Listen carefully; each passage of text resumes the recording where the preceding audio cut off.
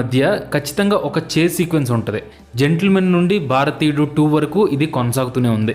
అలాగే పొలిటికల్ కార్టూన్స్ని వాడి జనాల మీద సిస్టమ్ మీద సెటైర్లు వేయడం అనేది అప్పట్లో ఒకే ఒక్కడు సినిమాలో ఫ్రెష్ ఐడియా. కానీ భారతీయుడు 2కి వచ్చేసరికి దాన్ని 3D యానిమేషన్లో కన్వే చేయడం ఈ జనరేషన్కి అవుట్డేట్ అయినట్టు అనిపిస్తుంది. సో పాయింట్ ఏంటంటే శంకర్ గారు ఒకప్పుడు స్టైల్ని, స్టోరీని, స్పెక్టికల్ని ఈ మూడింటిని బ్యాలెన్స్ చేసేవారు. ఈ మధ్య అది మిస్ అవుతుంది. సో గేమ్ చేంజర్లో ఆ బ్యాలెన్స్ మళ్ళీ రావాలని, రిజల్ట్ బాగుండాలని కోరుకుందాం. Next number 3, missing middle class hilarious moments. అప్పట్లో శంకర్ గారి సినిమాల్లో రిలేటబుల్గా ఉండే కొన్ని చిన్న చిన్న మిడిల్ క్లాస్ మూమెంట్స్ ఉండేవి. సపోజ్ జెంటిల్మెన్లో అర్జున్ అండ్ వినీత్ క్యారెక్టర్లకి వాళ్ళ అమ్మకి ఉన్న లవ్ కానీ, ప్రేమికుడు సినిమాలో ప్రభుదేవా అండ్ ఎస్పీబీ మధ్యలో ఆ ఫాదర్ అండ్ సన్ బాండింగ్ కానీ, అలాగే జీన్స్లో కూడా హీరో ఫ్యామిలీలో ఫీల్ గుడ్ హ్యూమర్ ఉంటుంది. దీంతోపాటు రాధికా గారి క్యారెక్టర్లో కూడా ఒక rural serial type villain vibe ఉంటుంది.